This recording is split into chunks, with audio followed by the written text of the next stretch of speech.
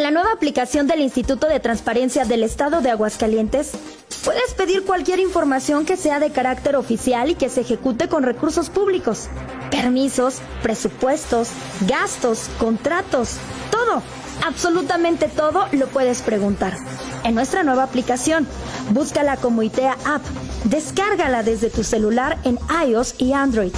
ITEA, Instituto de Transparencia del Estado de Aguascalientes.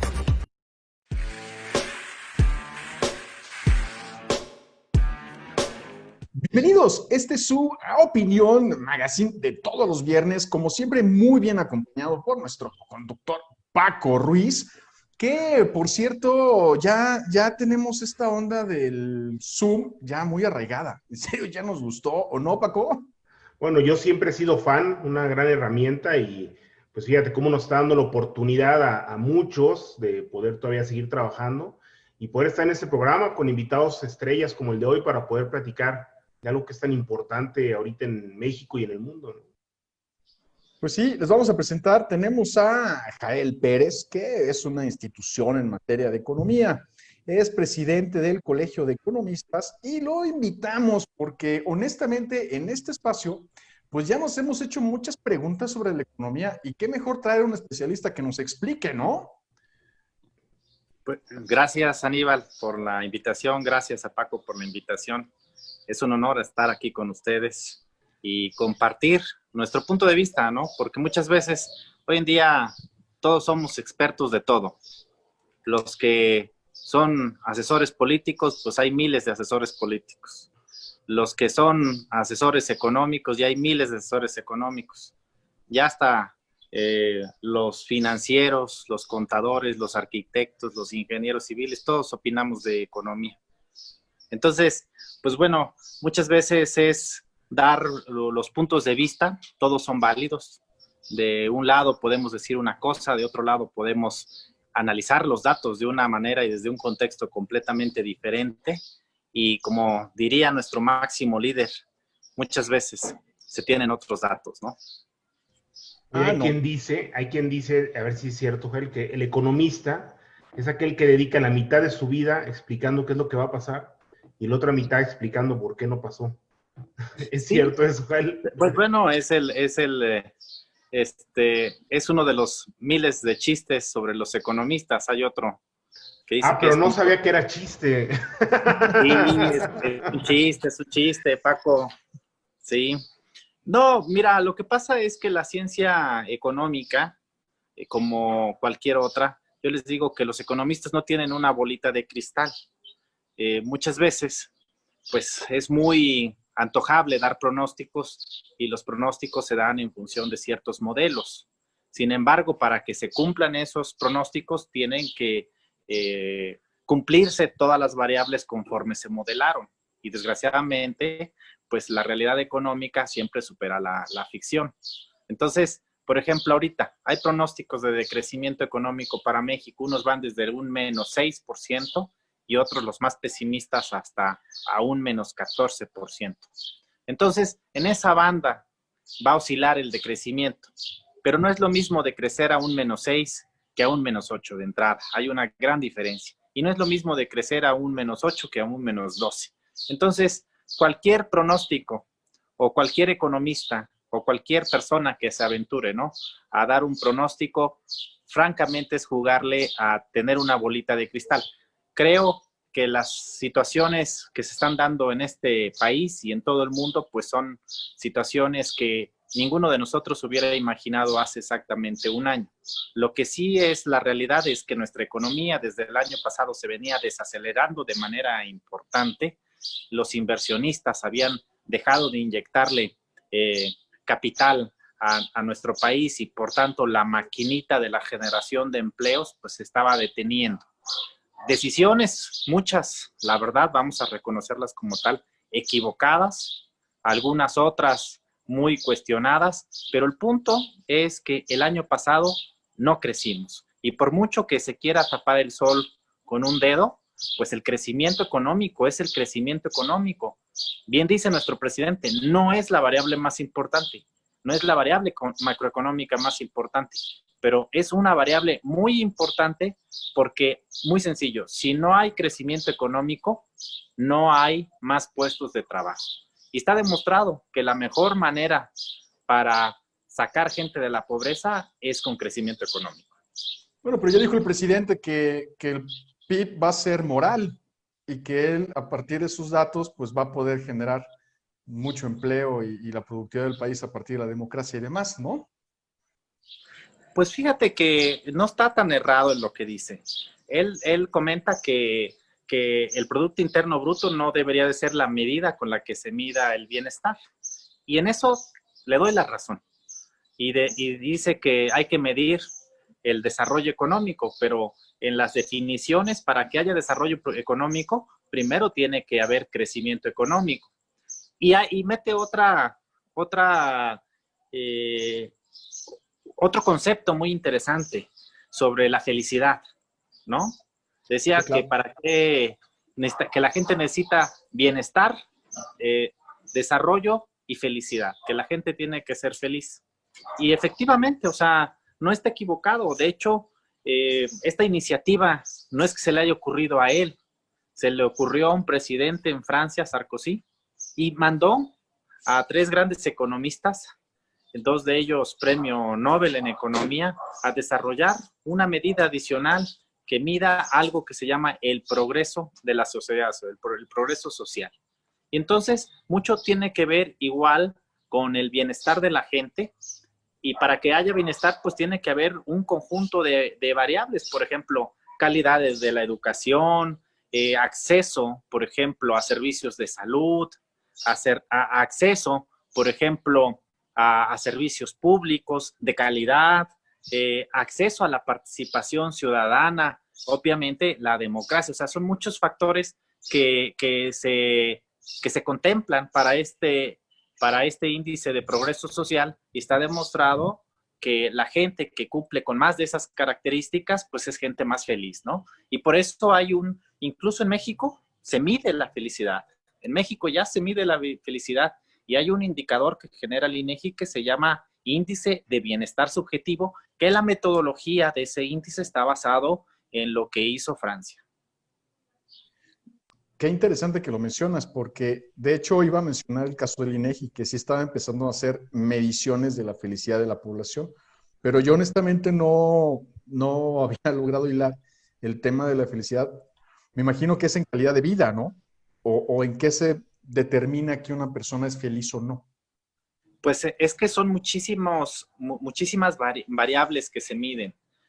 Como te comentaba, por ejemplo, incluso se mide o se pregunta, se le pregunta explícitamente, ¿no? Es que no son medidas, ¿no? Las del INEGI. Las del INEGI, en el caso de felicidad, es 100% percepción de las personas que les preguntan, ¿no? Claro. Y de los factores que los llevan, pero depende del estado de ánimo, ¿no? O sea, no es un dato duro que podamos medir, ¿no? O sea, depende de lo que la gente te dice. No, de hecho, es una medida, por eso se llama bienestar subjetivo.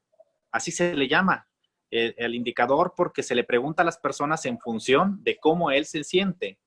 Y en función de eso, también se perfila, por ejemplo, dice, ¿qué tan feliz fuiste la semana de referencia, ¿no? Esta semana, este mes, por ejemplo.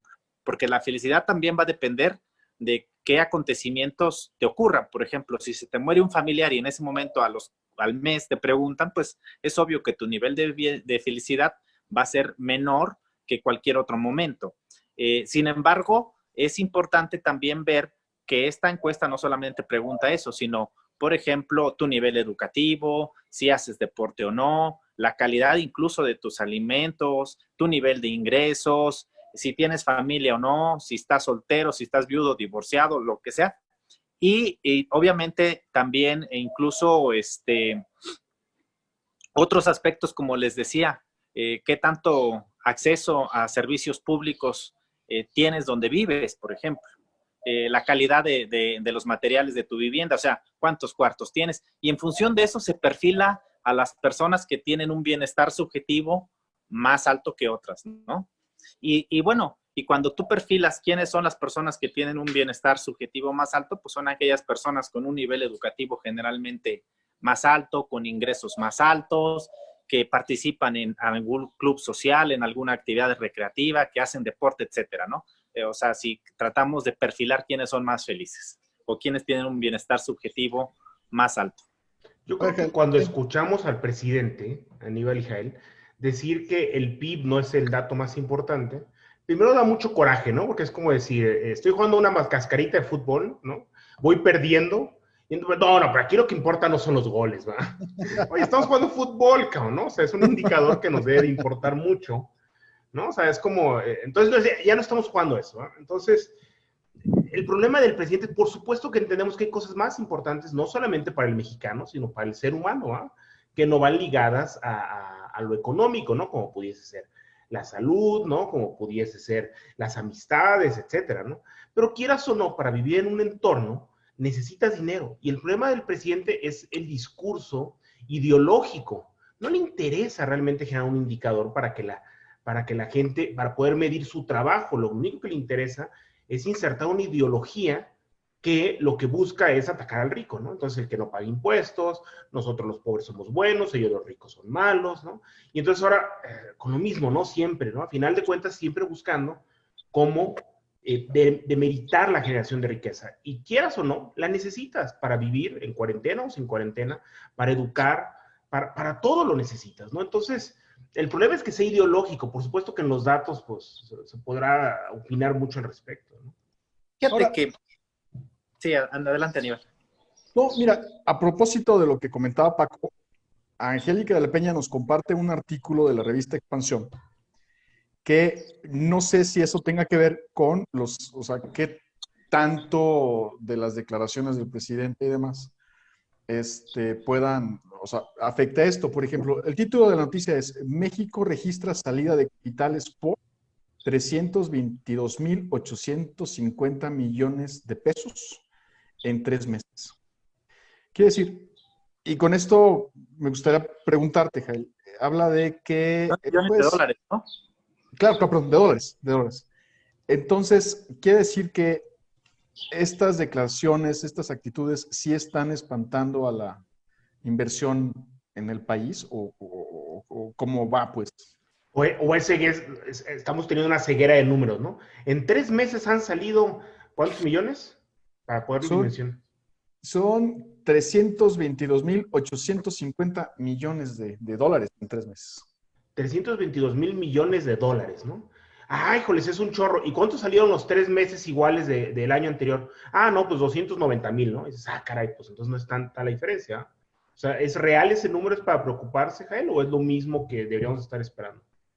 Mira, no, sí es una cantidad más alta que el año pasado, pero aquí, por ejemplo, o sea, esto que tú comentas es verdad. No es que ahorita estén saliendo los capitales. Hay dos fenómenos interesantes que desde un principio se dieron. Desde que llegó el presidente Andrés Manuel al poder.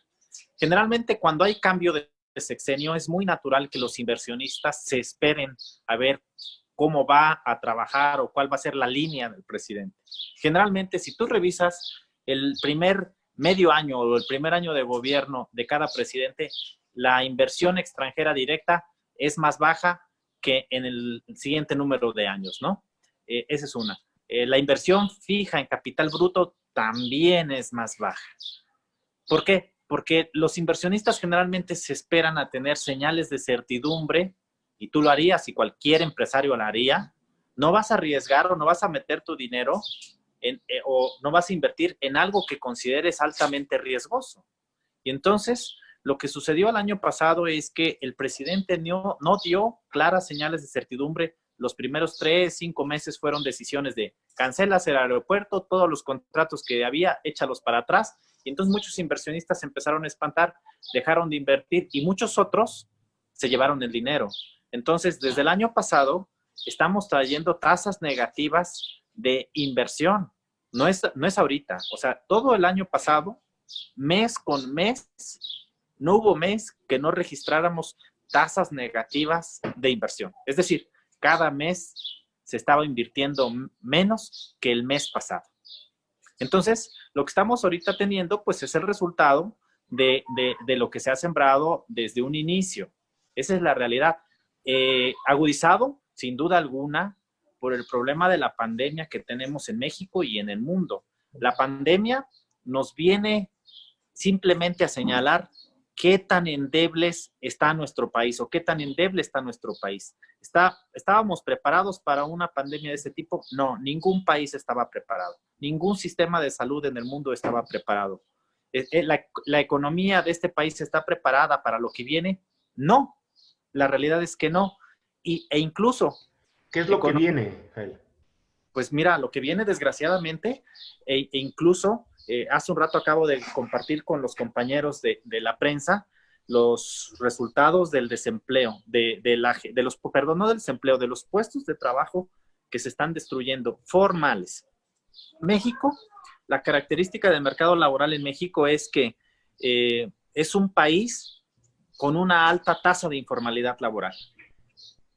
El último dato oficial medido registraba una tasa de informalidad laboral del 56%. ¿Qué quiere decir? Que del total de los puestos de trabajo, 56% de todos no tenían no estaban registrados en el Seguro Social o estaban trabajando para una empresa que no está registrada en el SAT, ¿sí? O no tenían simplemente garantías esos empleos o un contrato de por medio. O sea, son empleos informales, 56% de los empleos de este país. Entonces, tenemos un mercado laboral un tanto endeble, ¿sí? Por esa característica. Luego, ¿qué está sucediendo ahorita? Muchos de esos empleos, con la pandemia, como son empleos informales, no hay aquí en México un seguro de desempleo. Que digas, híjole, me quedé sin empleo, pues pido mi seguro de desempleo. No existe como en Estados Unidos. En Estados Unidos fueron 33 millones de personas que pasaron de la ocupación a la desocupación y que pidieron un seguro de desempleo. Nuestro mercado laboral en México es de alrededor de 54 millones de personas.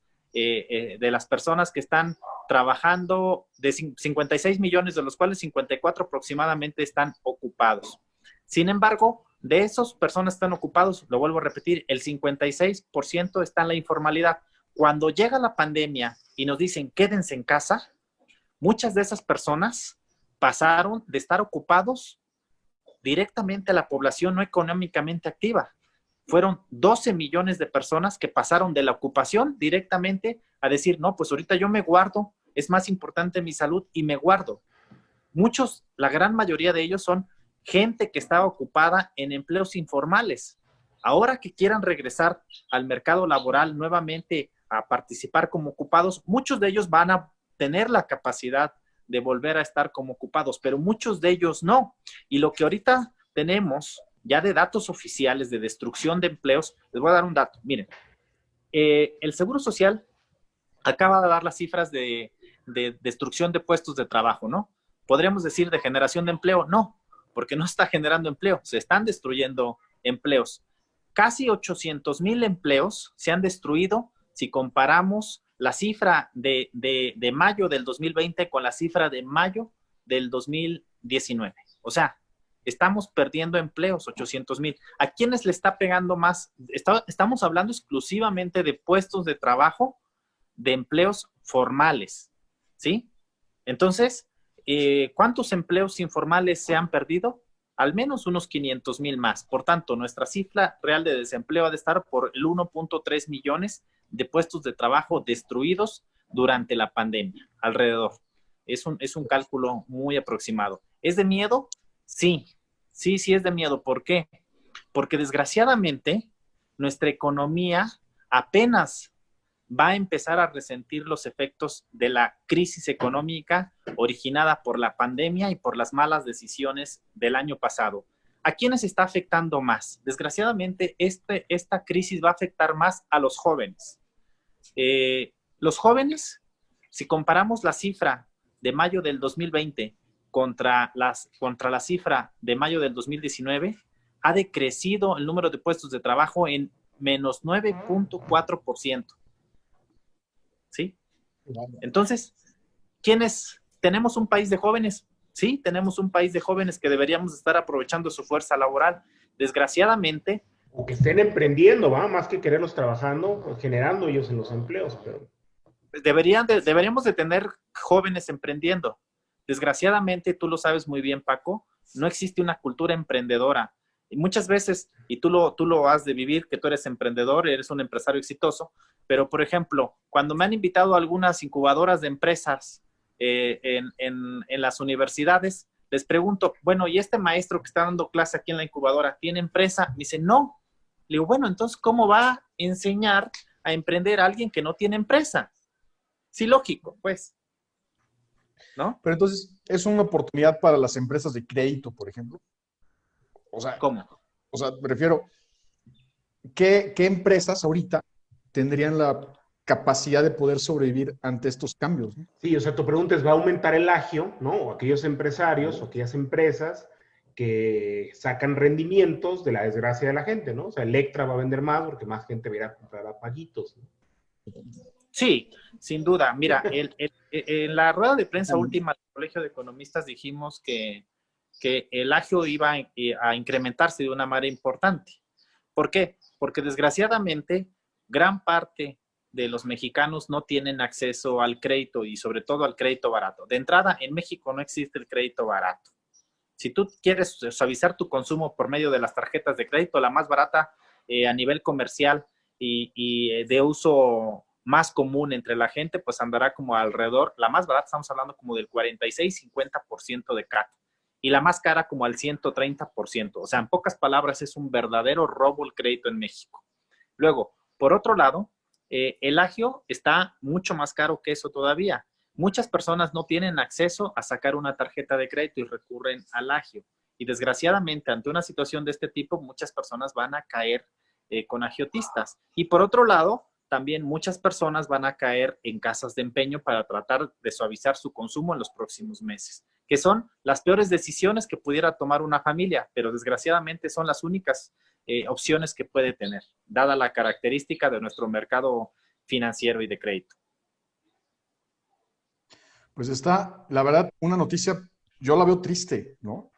Sobre las posibilidades que estamos teniendo como emprendedores, como proyectos, ante esta economía, ¿no? O sea, a ver, viene la reactivación económica. Venimos de un esfuerzo, en serio, digo, hablando del tema social, venimos de un esfuerzo real por mantener los negocios. Y las opciones que se están dando por parte del gobierno, pues yo honestamente no las veo muy claras. O sea, me queda claro que una solución será entonces, pues, endeudarme y buscar las tasas y demás, ¿no? Yo sí creo que lo que está apuntando a la economía en serio es una informalidad absoluta, ¿eh? Y retomamos el tema de los 2 millones de empleos que iba a generar López Obrador, ¿no? Ya Pues le nada, faltan 3. nos hacen falta como 3.3 millones nada más. Sí. Sí, No, sí pues está está canijo, la verdad va a estar canijo. Y para Aguascalientes, ¿cómo lo ves, Jael? Aquí el gobierno del estado creo que se trató de poner la medallita o la corona en haber actuado de una manera comparativa con otros, o comparándolo con otros estados de manera muy rápida. No es decir, ahorita estamos escuchando que Guanajuato está empezando a liberar recursos, Aguascalientes lo hizo muy pronto. Pareciese que no son suficientes los recursos. ¿Cómo ves tú? O sea, ¿crees que eso ayude a realmente que Aguascalientes se separe de ese peso que va a haber a nivel nacional? ¿O, por el contrario, vamos a estar peor con la pérdida de empleos en ISAN? ¿Cómo lo ves tú aquí en Aguascalientes? Mira, desgraciadamente, nosotros dependemos mucho del sector automotriz. Y lo digo desgraciadamente porque el sector automotriz a nivel mundial va a ser uno de los sectores más golpeados. Esa es la realidad. ¿Aguascalientes va a decrecer económicamente? Sin duda va a decrecer económicamente.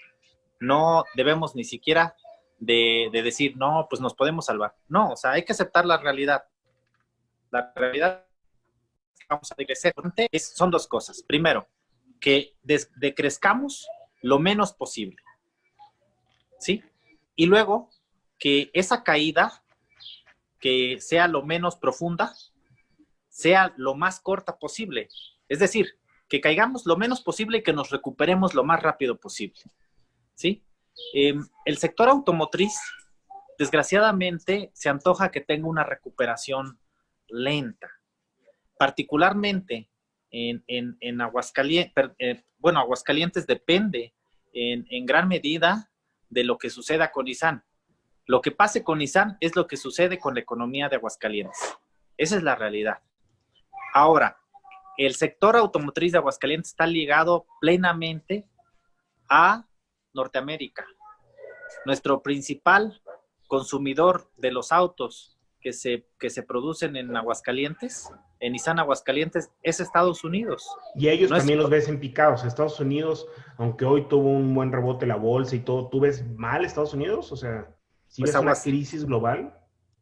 Estados Unidos está sufriendo fuertemente los efectos económicos derivados por la pandemia. Se están empezando a tomar medidas importantes. El mismo Donald Trump ha trabajado mucho la reactivación del sector automotriz porque sabe lo importante del sector automotriz para el mismo Estados Unidos.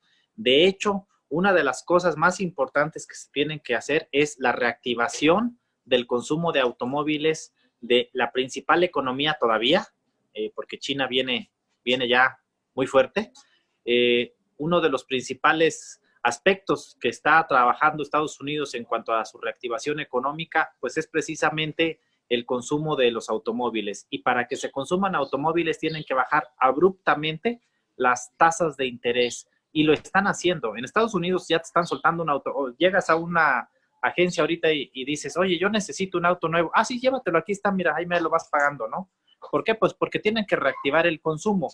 En México, las tasas de interés también sobre los automóviles van a bajar.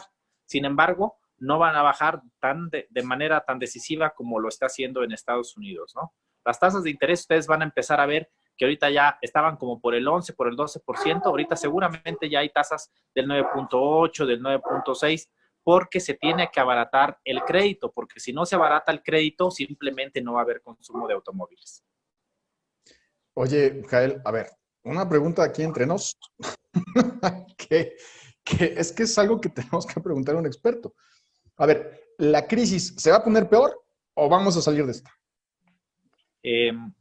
¿A qué te refieres con que se va a poner peor? Pues, o sea, no peor sé, que en este momento.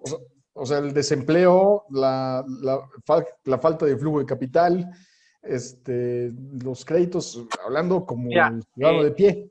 no hemos llegado al fondo de la crisis, si esa es tu pregunta. De hecho, yo te podría decir que apenas vamos comenzando. Sí, la realidad es que sí.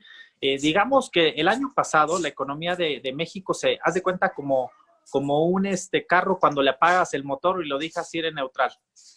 ¿Sí? Apagaste los motores y se detuvo, la verdad, se detuvo la economía de México el año pasado, pero no iba en reversa. Este año comenzamos apenas a ir en reversa en estos meses de abril y mayo.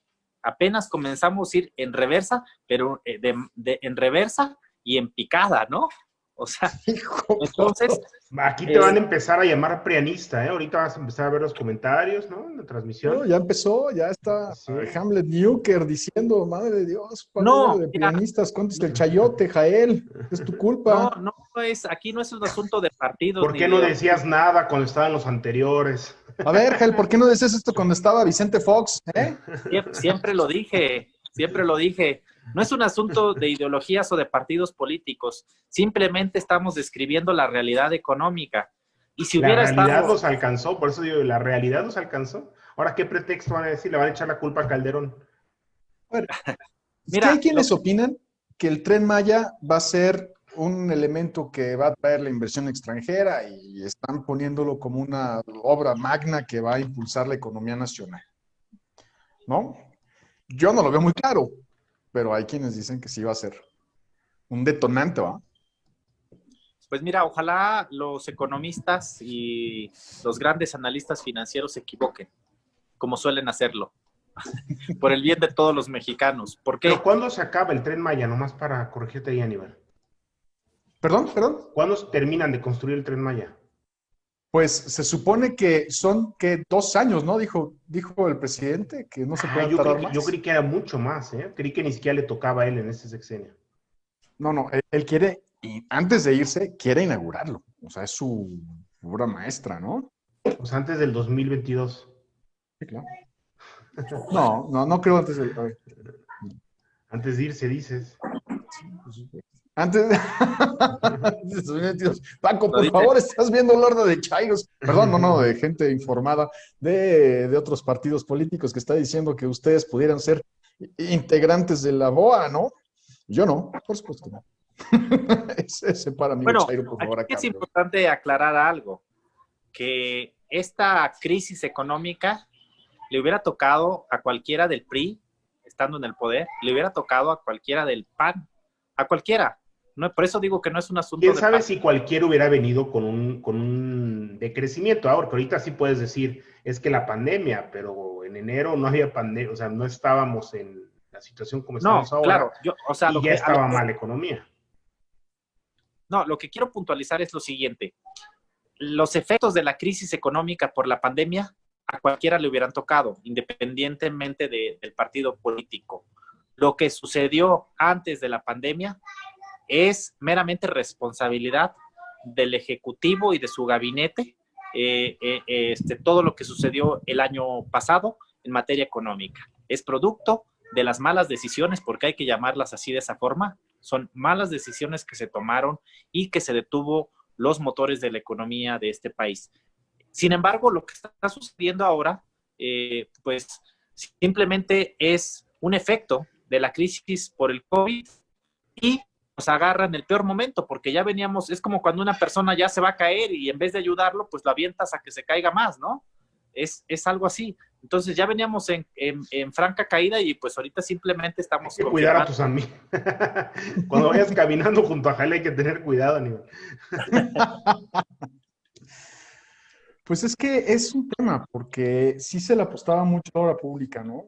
Y el tema es que no estamos viendo muy claro esta situación. Jael, ¿qué otro, o sea, tú como, o sea, en el uso de las estadísticas, de las cifras, ¿qué recomendación podrías darle? Que ese es un tema que a nosotros nos ha importado mucho en este espacio. O sea, buscar a gente que está involucrada en temas especializados y pedirle consejos, principalmente para los empresarios, los emprendedores, ¿no? O sea, ante esta situación, ¿cuáles serían tus recomendaciones para una persona que está empezando un proyecto, que está en una empresa, en un tema de emprendedurismo, ¿no? Mira, primero quisiera dar recomendaciones para las personas que son empleados. Para todas las personas que son empleados, ya sea de una institución pública o de una institución privada, de una empresa, lo primero que hay que decirles es que cuiden mucho su empleo. Porque en los siguientes meses, por no decir en el próximo año y medio o 2, van a estar muy escasos. Y que seguramente si pierden su puesto de trabajo que tienen actualmente, difícilmente van a encontrar otro sueldo y otro puesto de trabajo con las mismas características que el que tienen actualmente. Eso es para las personas que son empleados y que a lo mejor no tienen una cultura emprendedora. Y para el caso particular de los empresarios de Aguascalientes, pues decirles que le apuesten a Aguascalientes sin miedo, porque si... Que no saquen sus capitales, o que sí saquen sus capitales. No, pero que los saquen para invertir, no que los vayan a sacar del país. Yo creo que tenemos, y lo acabo de decir hace poco en una rueda de prensa, en la rueda de prensa dije que tendremos que formar un bloque económico, lo llamé de esa manera, entre los estados del Bajío, que finalmente ya hay una alianza, pero que esa alianza Bajío-Occidente vaya más allá de simplemente tener un documento firmado en papel, ¿sí? Que funcione como un bloque económico que, primero que todo, le garantice certidumbre para las inversiones que ya están en estos estados. Número 2, que mande señales hacia el exterior de que en estos estados las cosas se están haciendo bien y que hay un compromiso de los gobiernos estatales por hacer que la economía funcione y hacer que la economía trabaje de una manera diferente al entorno nacional que tenemos en México en este momento, desgraciadamente, porque las señales no son muy positivas en el exterior. Por mucho que se quiera vender la idea que vamos requete bien, desgraciadamente no es así. Y los inversionistas extranjeros, pues es obvio que se dan cuenta, ¿no? ellos tienen muy bien el timing económico mundial y de cada uno de los países. Están dando en cuenta que en México las decisiones no están siendo las más adecuadas. Sin embargo, si formamos un bloque económico en el Bajío Occidente, imagínense, Guanajuato, Querétaro, San Luis, Aguascalientes y Jalisco. Sería un bloque económico formidable y que se actúe de una manera responsable y sincronizada y armónica en la toma de decisiones en materia económica por estos gobiernos. Que las Secretarías de Desarrollo Económico coordinen su política económica y que salgan al mundo a decir, miren, acá estamos nosotros, somos una parte importante de México, concentramos una parte importante del Producto Interno Bruto, tenemos el 50% de todas las armadoras, o producimos el 50% del total de la producción de automóviles que hay en México, y que esa sea nuestra bandera hacia el mundo. Y por otro lado, incentivar a los empresarios locales, pues a ponerse la camiseta de Aguascalientes y de cada uno de los estados, pues para echar a andar la maquinita de los empleos. Porque desgraciadamente, si nos guardamos el dinero, y me refiero a los empresarios, si nos guardamos el dinero, pues lo que va a suceder es que vamos a tener a muchas personas desempleadas, y lo voy a llamar de esta manera, en el hambre. Porque hay gente que desgraciadamente no va a tener que comer algunos días. O sea, esa es una realidad. Vamos a tener gente que caiga en el hambre y en la miseria.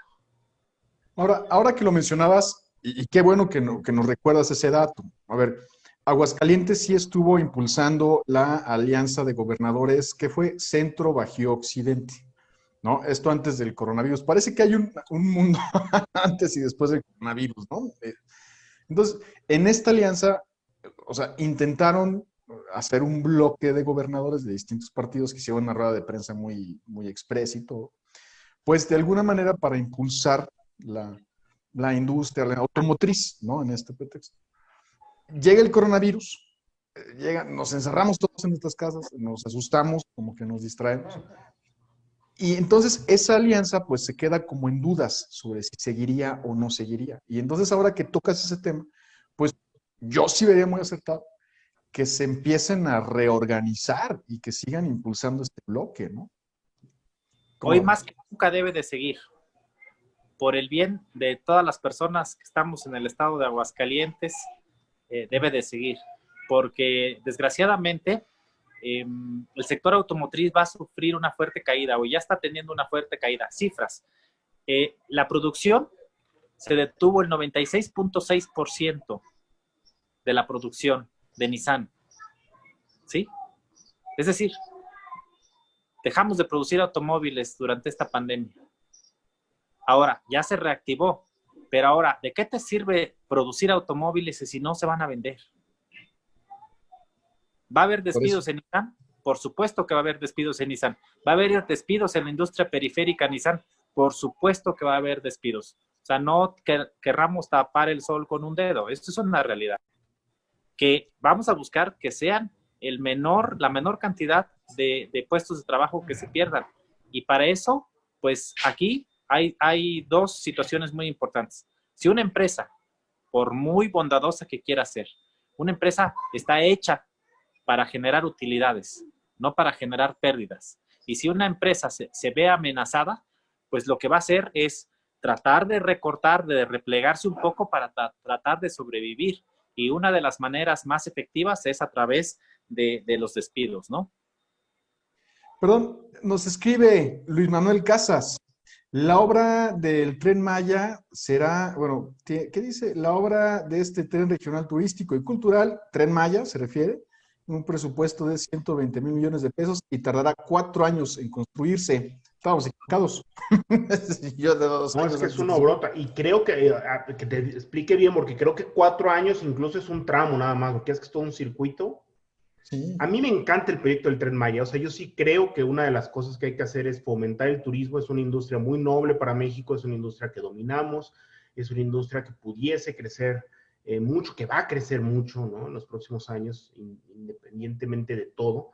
Y que, bueno, pues nos podemos pelear esa gente que busca viajar, si brindamos seguridad, si brindamos atractivos. Y el Tren Maya, está en un lugar privilegiado para el país, ¿no? A mí sí me gusta ese proyecto. A ver si no eres zapatista.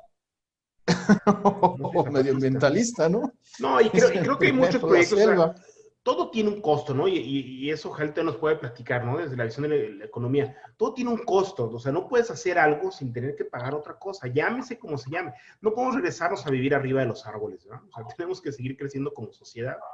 Y como sociedad requerimos servicios. Ahora hay que hacerlos bien, ¿va? Esto de que sea de diésel, ¿no? Y no eléctrico, pues es una burrada, ¿no? Pero yo creo que en un sentido real es una buena propuesta, y creo que hay que pensar en propuestas así. Yo creo que estamos a tiempo de poder rescatar México. Yo, al igual que Jael, creo que la situación se va a poner bien complicada, pero sí creo que si hacemos bien las cosas se puede rescatar muy bien. En verdad creo que se puede rescatar muy bien.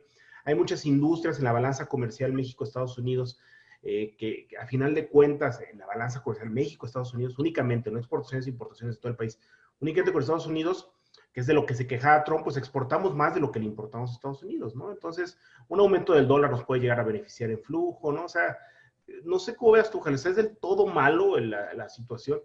El próximo año, este año es un año electoral en Estados Unidos, el próximo año tenemos varias elecciones en Aguascalientes y algunas otras partes de México. ¿Cómo ves tú el ámbito electoral? O sea, ¿tú crees que esto le pegue? A la hora que se pierdan empleos en Nissan, ¿va a ser un costo político para la alcaldesa o para gobierno del estado en el 2022? Pues mira, hay mucho que en materia económica que está ligado a un cobro o a un costo en términos electorales. Esa es una realidad. ¿Por qué Andrés Manuel dejó de fijarse en el PIB? Porque si seguíamos teniendo la atención en el Producto Interno Bruto, pues es obvio que el año pasado le fue mal. Es obvio que este año vamos a decrecer a una tasa muy importante, y no le quiero poner una cifra, solamente quiero decir que posiblemente sí esté entre el 6 y el 14. Entre el 1 y el 50, seguro. Entre el 1 y el 50. No, miren, yo lo que creo, y lo hemos comentado, México va a decrecer a una tasa como del 10.4%. Ay, cabrón. Desgraciadamente. Y muchas veces no conviene ponerle la cifra porque se empieza a hacer una guerra de cifras, ¿no? Simplemente decir, híjole, la situación está complicada, va a ser muy difícil para mucha gente, pero tenemos que salir adelante, ¿no? Independientemente de las cosas. Pero sí, vamos a decrecer de una manera importante. Entonces se deja de ver el Producto Interno Bruto y volteamos a ver la felicidad y el bienestar de la gente. En el caso particular de Aguascalientes, no vamos a ver cosa muy diferente a lo que tenemos actualmente en los gobiernos municipales. La verdad es que la mayoría de los gobiernos municipales los va a volver a ganar el PAN, ¿no? Aguascalientes es el segundo estado más anti-PG de todo el país, o anti-Morena de todo el país. El primero es Guanajuato. En términos de los otros partidos, como diría Andrés Manuel, como están moralmente derrotados, el PRI está en la lona. Yo veo muy difícil que cualquier persona, así sea un figurón político dentro del PRI, con historia y lo que tú quieras, ya no hay posibilidades de que gane. A ver. Peñabots, Chairobots, se llaman Paco Ruiz, Jael Pérez. Son ellos los que están orquestando este plan, ¿eh? Aquí estamos libres. Ahora Jael me toreó, ¿verdad? Porque me contestó a nivel federal. En Aguascalientes, no es de la incumbencia de la alcaldesa lo que suceda en la Nissan. A final de cuentas se pierden o se quedan, pues ella no puede incidir en la macroeconomía, ¿no? Del consumo de vehículos para todos los países en los que exporta Nissan. ¿Pero crees que le afecte? O sea, ¿crees que haya gente que, bueno, si le preguntamos a la mayoría de las personas, no saben ni siquiera quiénes son sus diputados, podrán llegar a confundir si su alcalde tiene injerencia o no en los despidos que les hagan en Nissan, ¿no? O sea, ¿tú crees que le afecte o es inmune? Marginalmente afectará. Lo que tiene que ver con Nissan, Aguascalientes, pues más bien afecta el grado de aprobación del gobernador. Puede estar afectando la imagen y el grado de aprobación del gobernador más que lo que pueda suceder con las elecciones a nivel municipal que se van a dar el siguiente año. Fíjate que, a ver, Jair, te hemos visto muy movido en las redes sociales. También te vemos en muchos programas de radio, de televisión y demás, evidente, abanderando un tema económico y en tus ruedas de prensa y demás. ¿Te veremos de político algún día, mi querido Jael? ¿O siempre en la academia buscando las mejoras? No nací para eso. Creo que hay que tener... Así decimos todos. O sea que si en 2021 te vemos en la boleta, te vamos a reclamar. Esa pregunta se la hacemos a todo mundo que viene a decirnos que es experto y comprobamos que es experto en algo. O sea, es como la pregunta obligada de este espacio. No, yo lo que creo es que cada quien tiene una vocación. Y mi vocación no es estar al frente de algún cargo de elección popular. Yo más bien soy más técnico que rudo. O sea, ¿de qué partido? No, de ninguno. De hecho, tú bien lo sabes, Aníbal, yo no tengo ninguna filiación partidista, nunca he estado en ninguno. Como al igual que tú, pues tenemos amigos en varios partidos políticos, ¿no? En su momento, pues con el partido hegemónico, ¿no? El PRI, ahora ya no lo es. En Aguascalientes está pintado de azul. Hay muchos amigos que tienen corazoncito azul y pues con ellos son los que tenemos que dialogar, que platicar. En mi caso, como presidente del Colegio de Economistas, pues me toca participar en la generación de acuerdos, de algunas propuestas, pues con la gente que está en la administración pública actual, ¿no? Con la Secretaría de Desarrollo Económico. Y si es azul, pues tenemos que trabajar con los azules. Y si es color terracota, pues tendremos que trabajar con los de color terracota. Y si es verde, blanco y rojo, igual. O sea, creo que las asociaciones como el Colegio de Economistas, lo peor que pueden hacer es tomar partido. Y creo que esa situación debe de eliminarse, porque al tomar partido, creo que cualquier opinión que se dé desde cualquier colegio, pues va a tener pues cero oportunidad de impacto. ¿Por qué? Pues porque tiene partido, ¿no? Tiene color. Y eso creo que se debe de eliminar. Al menos en el Colegio de Economistas se ha tratado de hacer en esta administración. No sé si se ha logrado, porque muchas veces pues el Colegio de Economistas estaba ampliamente ligado pues al tricolor. Muchos de los dirigentes del Colegio de Economistas pues habían sido y militado en el tricolor, algunos hasta senadores de la República habían sido, ¿no? ¿Y crees que eso ayude o perjudique a la construcción de la democracia? A mí me gusta mucho analizar como los distintos casos que suceden en distintos países y es común, si lo queremos comparar por ejemplo con nuestro vecino, es común que en Estados Unidos las distintas organizaciones civiles, empresariales, tengan muy clara su corazoncito hacia dónde jala, ¿no? No sé si afinidad o afiliación, porque me parece que tampoco se afilian, pero tienen muy claro y hacen muy público de dónde más caliguana, ¿no? De qué lado son. Incluso las cadenas televisivas, ¿no? Aquí mientras vemos un Televisa que está siempre acusado por apoyar que estuvo acusado por apoyar al PRI, pues ahí es muy claro saber hacia dónde está la CNN, hacia dónde está Fox, es muy claro saber hacia dónde está el grupo de empresarios de California, hacia dónde está el American Chamber of Commerce, o sea, y creo que eso ayuda a la democracia, el poder discutir los distintos ámbitos o los distintos intereses para el país desde el punto de vista también político, ¿no? Y no únicamente desde su trinchera. Y en México nos da miedo, ¿no? No, yo no soy partista, no, yo no, es que todos son malos, ¿no? Oye, ¿qué pasa si de repente todos tienen algo bueno y en todo se puede colaborar y decir claramente mis valores o mi forma de ver la economía o el país o el mundo, pues es más alineada a que a este otro, ¿va? O sea, ¿estaría mal hacerlo? Sí, hubo una época en donde Azcárraga decía, en Televisa somos pristas, y el que bueno, no... pero no había otro, ¿va? Bueno, pues pongo que había algún PPS por ahí, ¿no? Pero era un tema, o sea, digo, el problema, yo creo que hay a diferencia de otros lados, en México solo había un partido. Y era el PRI, ni le movieras, man. A lo mejor es muy nueva la democracia, pero yo sí veo, claro, a lo mejor dentro de 20, 30 años, pues que dé menos miedo, ¿no? El poder tener esas filias, tener esas comentarios asertivos, esa asertividad, ¿no? Ese valor para decir, a ver, yo lo que busco para el país en donde quiero desarrollar mi familia es esto, y coincide con este partido que me representa. A lo mejor lo que pasa en México es que ninguno nos representa, ¿no? Y que eso es real.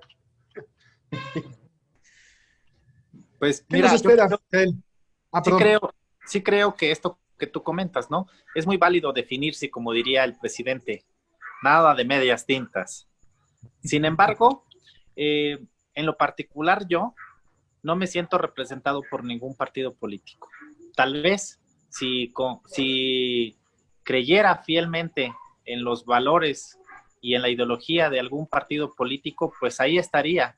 Sin embargo, no he encontrado, ¿no? En lo particular, yo no he encontrado un partido que me acomode. Tal vez no lo encuentre, no lo sé.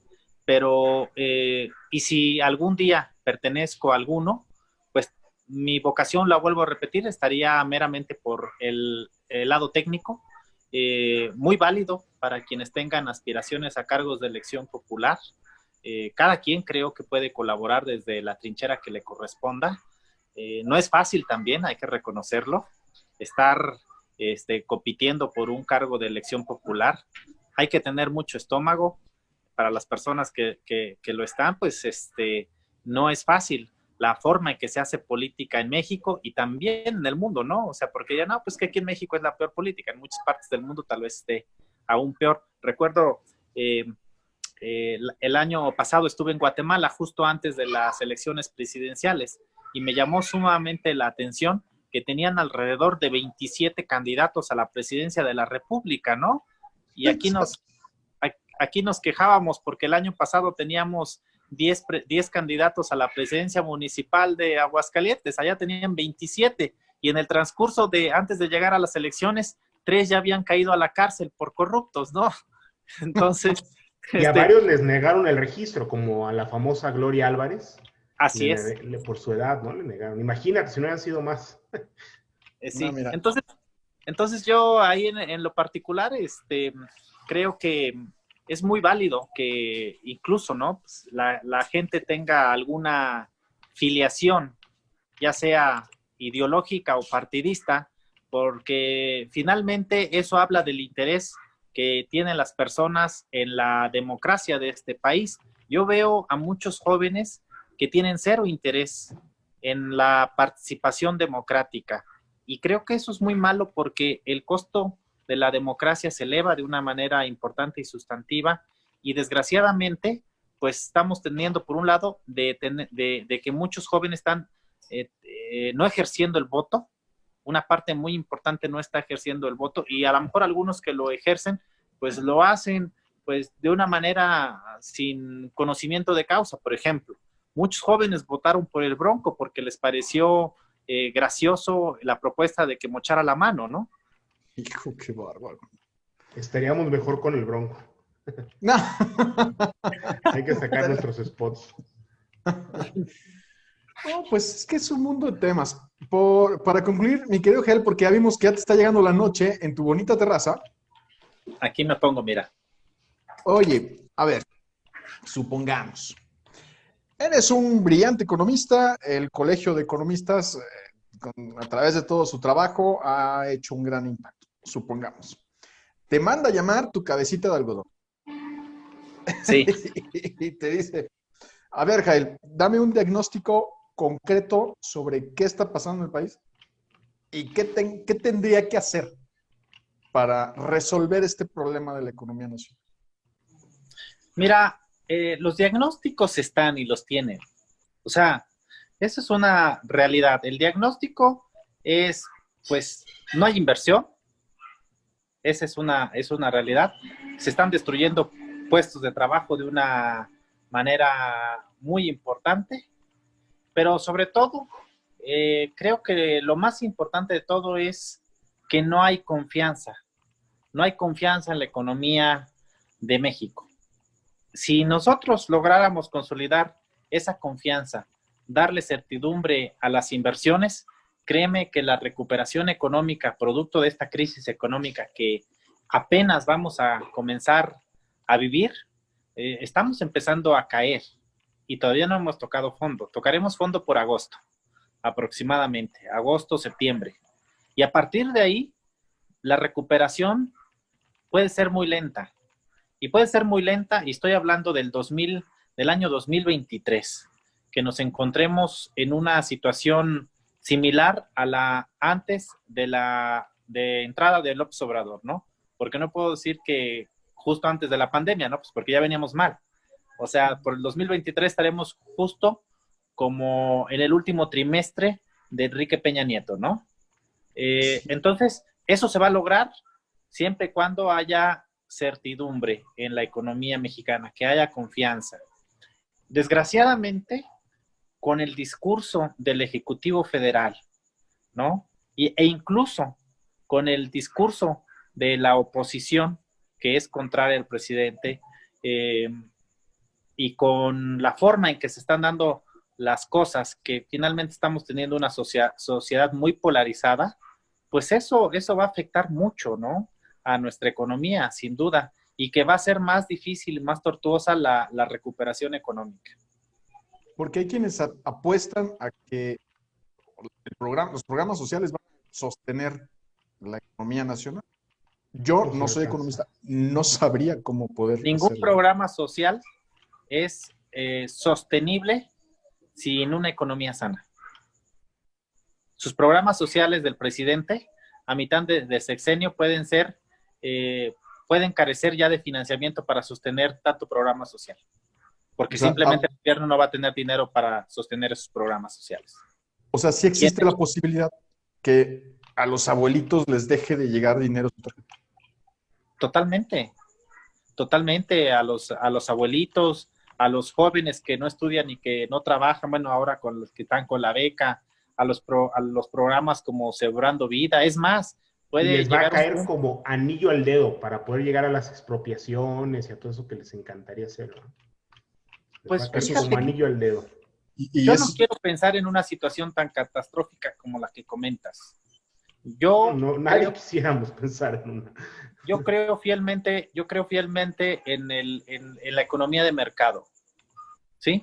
Está demostrado, siempre les he dicho, si economías como las impuestas en Venezuela o en Cuba fueran muy exitosas, en vez de quererse ir la gente para Estados Unidos, quisieran estar inmigrando para Venezuela. No vemos mexicanos desviviéndose por ir a Venezuela. No vemos mexicanos queriendo cruzar el Golfo para llegar a Cuba, ¿no? O sea, pues vemos a lo mejor, mexicanos que Fabián quieren Muñoz llegar a Estados Unidos. ¿Sí? Entonces, pues seamos claros. La economía de Estados Unidos mantiene total y absolutamente, al decir total y absolutamente, ¿qué quiere decir? Que depende completamente de las remesas, así, completa y absolutamente de las remesas, el 30% de los 2,464 municipios que tiene este país. Sí, hijo, mano. ¿Qué datos estás dando tan duros? Es tristísimo porque es el ingreso número uno, ¿no? A final de cuentas, sí. Y esos empleos que hace ratito decía Jael, que son los empleos que se perdieron en Estados Unidos, pues por supuesto que quienes fueron a pedir el seguro de empleo son los quienes tienen papeles, ¿no? Quienes son legales, ¿no? Entonces, si tenemos ese número de legales que se quedan sin empleo, imagínate todos los ilegales, ¿no? Que son los que trabajan en los restaurantes, que son los que trabajan en los estacionamientos, que son los que trabajan en los hoteles, ¿no? Que son las industrias más fastidiadas. Entonces, sí, aparte van a dejar de llegar remesas y mucha gente se va a empezar a regresar, como en el 2008, ¿no? Hay datos de migración que apuntan a que hubo más mexicanos que se regresaron que los que se fueron en esos años, ¿no? De crisis. Sí, la crisis del 2008, sí, efectivamente hubo un saldo positivo en el retorno. Sí. Vamos a ver qué es lo que pasa, ¿no? A mí sí la verdad me preocupa mucho. Me encanta platicar este tema. Siempre te escucho, Jael, y cuando me platicó que ibas a estar en el programa, me dio mucho gusto porque es un tema que a mí me apasiona. No sé si a toda la gente le gusta escuchar temas económicos y sobre todo cuando están tan mal. Pero y viernes en la noche, tampoco. Yo soy, ¿cuántos años tienes, Jael? Yo nací en el 81. ¿En qué año naciste tú, Jael? En el 80. En el 80. Fíjate, tenés como 10 años más grande que yo. Hay que dormir bien, Jael. Oye, pues con tantos números, o sea, con realmente tanta preocupación del próximo futuro. En fin, llega el terrible Lalo Yáñez, ya lo conocen este individuo, que Otra siempre vez. nos corta el tiempo a la mitad de lo mejor de la conversación. Pero, mi querido Jael, me gustaría, bueno, sé que Paco también, que nos siguieras acompañando de vez en cuando cuando tengamos algún tema económico que tratar, pues invitarte, ¿no? Con todo gusto, Aníbal, ya sabes, cuenta conmigo. Y pues, ni hablar. Ni hablar, Aníbal. Lalo Yáñez se pasa, ¿no? Pero bueno, muchas gracias y hasta luego a todos. Bueno, ya no solo es Lalo Yáñez, también es el Güero Andrade. Entonces, no hay que están pensando, sino otro que está ya produciendo aquí espacios para la opinión.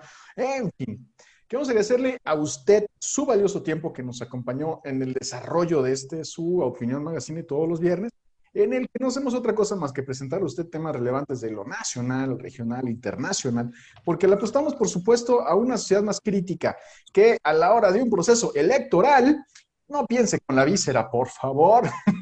Piense Otra con vez, los ¿no? datos. No piense con la beca, ni con la tarjeta del Banco Azteca. Piense en serio de dónde viene ese recurso. Y eso, de verdad, a nosotros nos da muchísimo sentido. Quiero Jael Pérez, presidente del Colegio de Economistas. Saludos a todo tu equipo, que sabemos que siempre están ahí muy pendientes en las ruedas de prensa. Y quiero Paco Ruiz. Hasta luego. Próximo viernes tenemos un programazo, no se lo puede perder, que se va a poner buenísimo. Y pues, ni hablar. Síganos en nuestra página de internet www.a-opinion.com, en el que podrá encontrar más videos como este, de más charlas muy interesantes que hemos tenido, también con especialistas en temas económicos, de política social y demás, por supuesto, siempre con el gusto de saludar. No me queda más que decirle que el próximo viernes tenemos una cita.